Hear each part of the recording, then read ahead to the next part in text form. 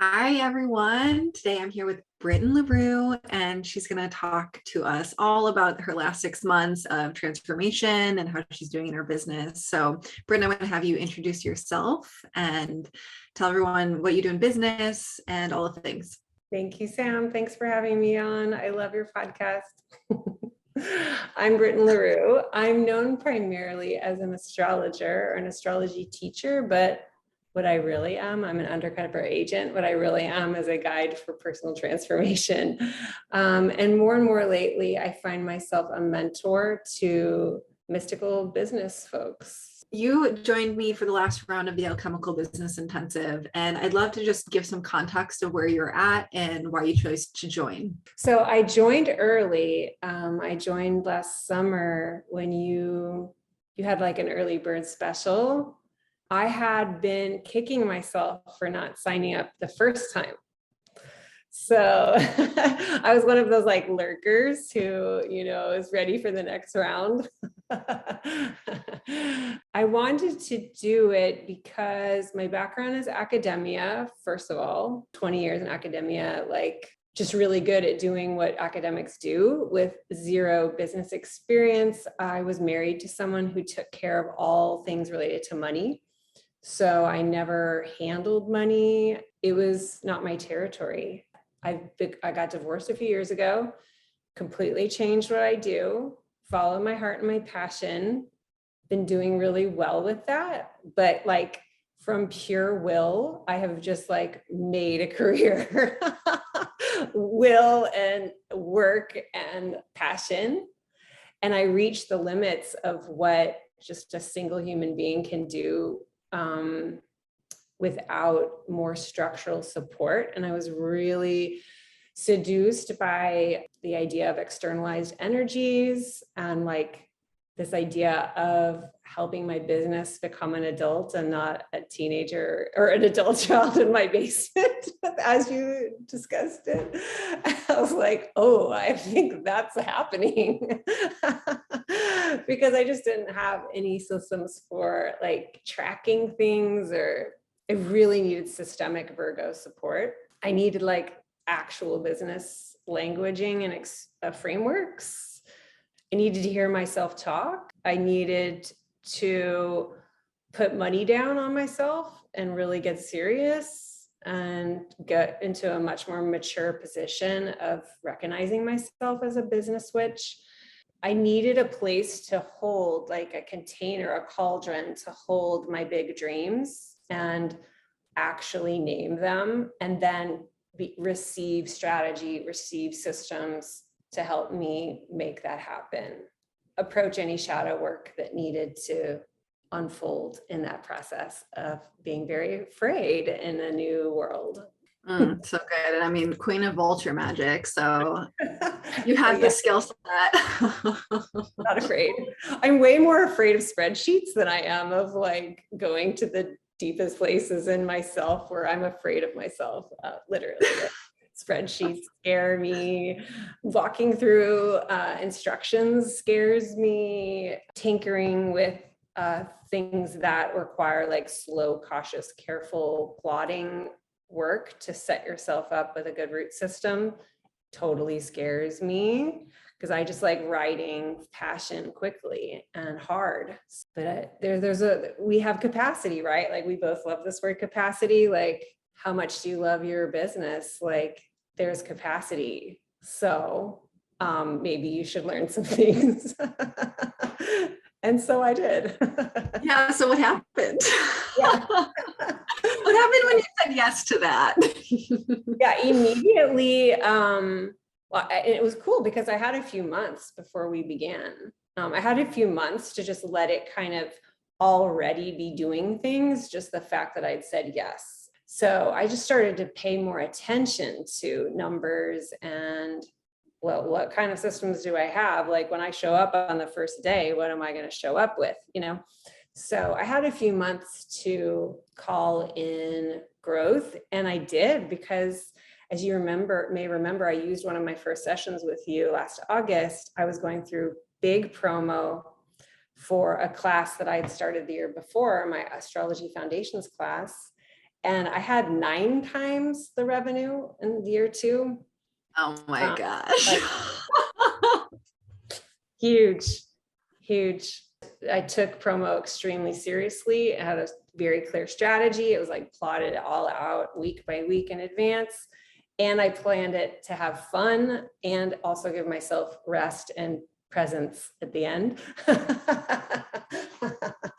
So yeah, that came in before we even met up the first time as a group. I know. It's like one session. You're like definitely great at implementing the work and integrating. There's a few things we chatted about ahead of time. One thing that we actually didn't was the fact that you left academia. Like you were actually did that in the last 6 months. I did. Yeah. I had realized I wasn't going to finish my PhD a few years ago, but I've been doing adjunct work, which, as many people know, pays you so little. It's like volunteer work, which over time results in people feeling that that's how low their value is, right? So like there's a lot of unlearning and healing to do when you're used to receiving adjunct salaries. And I was holding on to those gigs because I was terrified of being just totally set loose with my business. Like, but who's in charge? Oh no. Yes, I remodeled and moved into a house, and I left academia, and I stopped receiving alimony from my ex all last fall, and shifted into full-time with my work. And thank goodness,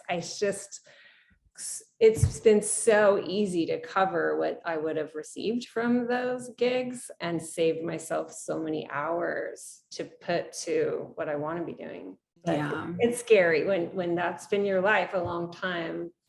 Like, what will I be without that? It's like a whole lot more of who you are, you know? Well, okay. So kind of on that level, one of the things that you shifted early on within the container was letting go of your Patreon so that higher level work could come through. And that kind of feels relevant with receiving that adjunct salary to like actually opening up to you as a successful business owner. Yes, I really put so much love in that Patreon container, and I actually got to my year 1 goal when I decided to kill it. Well, with your support, you were like, how about we just kill it? And it was like, oh my gosh. It was hard because, there are folks who love it or who rely on like an email, but I also knew that there were people who probably felt guilty because they couldn't keep up with it, because that's how I feel when I'm a Patreon supporter. Is it's so hard to feel like you're making the most, quote unquote, of your investment when it's a membership month to month. And I just wanted, instead of that rolling, for the container of what I offer to have a clear beginning and an end, like a clear, now we're in and we are in, and then we're out and it's done. So we came up, you and me, the format for my core offering now. And within, the first few clients that came in were covering months worth of Patreon. And so that happened, I think, within 5 days of announcing it. So it's also it's true. Yeah, so I still I have fondness for doing. I don't regret that I did Patreon, but it was just clear that it wasn't potent enough, and I wasn't receiving enough for the effort. So yeah, thank you. That was big. So yeah, I think you wrote that your income doubled just from this one shift, and it made it so you're working half the amount. So that's like a 4x value right there, which is so great. Yeah. And there were aspects to that work that were becoming like energy killers, and I just so much more and more feel that the importance, and this is part of what you teach too, is just like trying to get some of that stuff off the table so that we can just be in like inspired states all the time. And that's really what people want. It just wasn't inspiring enough, I think, ultimately. Yeah. Yeah. And you were able to clear that guilt around feeling obligated to an offering that you put out. So amazing. Yes. Another thing that you mentioned that you wanted to mention, you mentioned you wanted to mention that you were able to triple your revenue of Magician's Table, which is one of your offerings too. So that was another one. Let's hear about that. Yeah, so I started Magician's Table last spring, and it caps at 12 people. So it's not like my other class where I could just have as many people basically as I want to come in. So I had a sense of like not wanting to raise the price too much, but I did enough, and I doubled so that there's 2 groups of 12, and then I charged a little bit more, so I was able to make 3 times. And it feels really good. I'm really excited about the people that came in. Like there's that fear of like, if I raise the price a little bit, what if I don't get these amazing types of people who really need it? And just able to make people signed up. So yeah.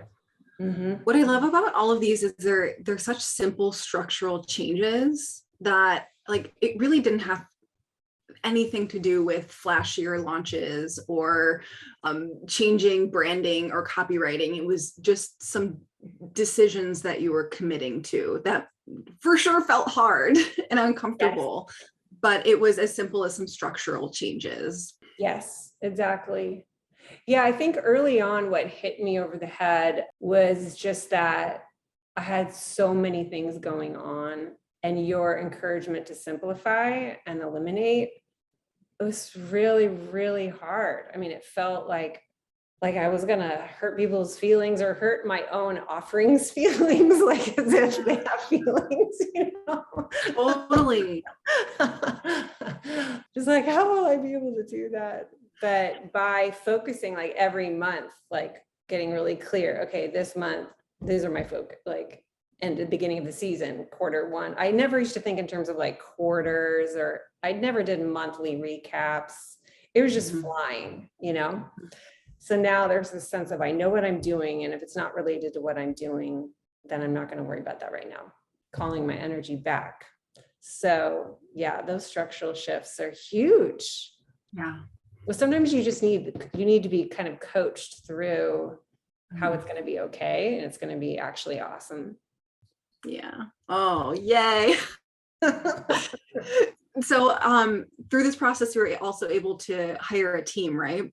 Yeah, well, I hired someone who helps me with my social media strategy, and I am in the process of onboarding someone for admin, which is going to be enormous. And I've collaborated with people, and I've had like apprentice type people in my courses who support me, but this feels way more mature with my work, and it's asking me to wrangle with my fear around letting some control go, my fear around managing everything, and get more clear with my language around what I want from people, because there's a part of me that's like afraid to be that direct, but like, this is what we're doing here. So learning to just step into that Queen of Swords energy of being direct with what I want is going to be really great for the people I hire, the people I'm hiring, and it's going to be really great for my business. It's going to be really great for me to practice. So that's a all new realm. Such a new realm. And like you now have this beautiful foundation of what your offerings are and clarity around that. And now you actually get to bring people in to support that foundation. So beautiful. Yeah, I set that first weekend where we launched as a group. My goal was to build the most like delicious root system for my life, because I was also moving homes, right? And you had counseled me, like, if you're doing that much in your personal life, that means even fewer things to focus on for your business, because you got extra pull happening with the personal. So between the foundations of my new personal home, and I also hired a helper with my daughters, like driving and grocery shopping and stuff like that. So my personal life has some things off the table. Yeah, it's just been all about building a better root system for sustainability. it's there. And now I have these practices. And so much more scalable now. Yes. All of it. So what about, how did branding yourself as emergence astrology come in? Yeah, I'm kind of I'm super skilled at coming up with like key phrases and keywords and naming things. And one of my students who's now a collaborator says that I'm like queen of framework magic, like just naming frameworks. But what I haven't named is like what I do, like the larger umbrella, like where everything can fit inside of this framework. So I knew it would come eventually. And I gave myself a solar planning retreat at the beginning of January per ABI wisdom, decided I would go on a hike and over those days and call it in. And that's what came forward is emergence astrology, because emergence is ultimately what I do, is help people hear and know and trust what's emerging for them and eliminate and let go of what might muddy the path towards what's calling them. And using the chart, using the language of astrology to support emergence is what we're doing. So it feels really good. It feels super yummy to have an umbrella framework to fit everything inside, and to kind of be able to just state really clearly, like, oh, what kind of astrology are you into? Emergence astrology. Because there's like a million ways to be an astrologer. Like there's a million ways to be a magician, same thing. Musician, astrologer. There's so many ways to be an astrologer. And it felt really nice to find a naming. And now my students are just constantly talking about emergence. Everyone's like sharing all about their emergence. Like everyone's talking about emergence. And I love feeling my community, the community around my voice, saying back to me the things that I say and using my keywords in their own voice and their own ways. So it feels like it's already taking on a really strong life of its own. And that's, to me, the sign of a good framework.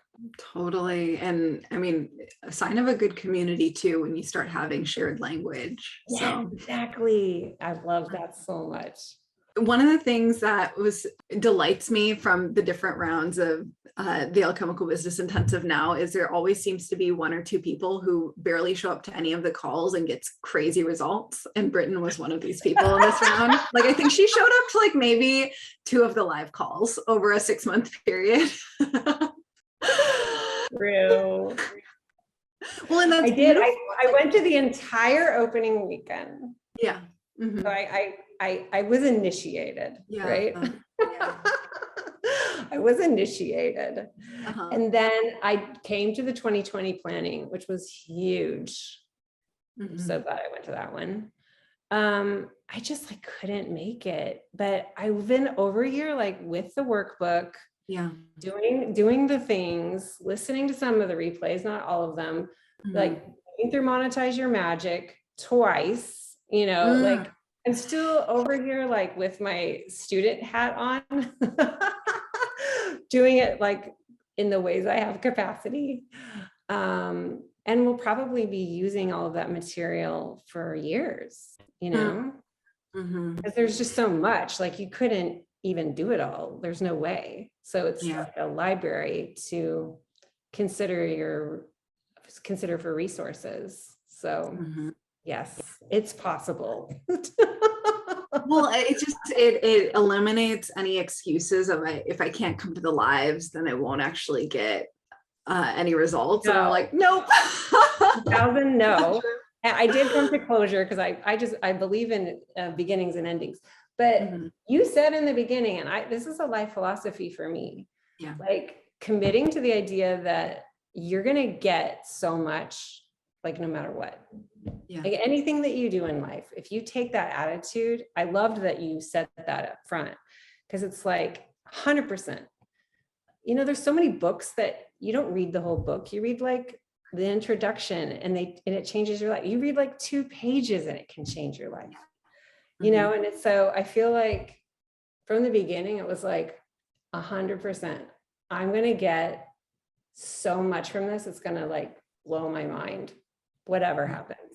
And so that was the attitude. It worked. Part What of do you the know? spell. It's a spell, right? You know? Yeah. Yeah, that's the whole point of an alchemical container, right? Is like you come in, you get changed. Perfect. It's a chrysalis. Like, and like, I'm all about unlearning the idea that you have to do things perfectly to get something from them. Like that is must be like thrown into the pot to be composted into something else as a way of thinking, because then people won't show up at all if they think that they can't do it perfectly. And Yeah. that's just not a real thing. A real thing is that we get so much from everything that we interface with and encounter. Well, thank you so much, Britten. This was so good. Do you have any final messages or things to say to people who are thinking about joining? Yeah, I mean, if you're thinking about it, if you missed the last one and you've been kicking yourself, if you know a huge threshold's coming, you may be scared like me, like how can my little scared little girl to be like this big grown up do it? I mean, other people in the group are way beyond me in their businesses. But as you said at the beginning, everyone belongs there. If you just know that you're about to expand, but your capacity, you've not set yourself up to have the capacity for that, then give it to yourself. You're going to pay yourself back, and you're going to have all this resources that even if you only get to a fraction inside the 6 months, you have the rest of your life to be with those resources. So go do it. Yes. Yeah. Thank you so Thank much, you, Brittany. Sam.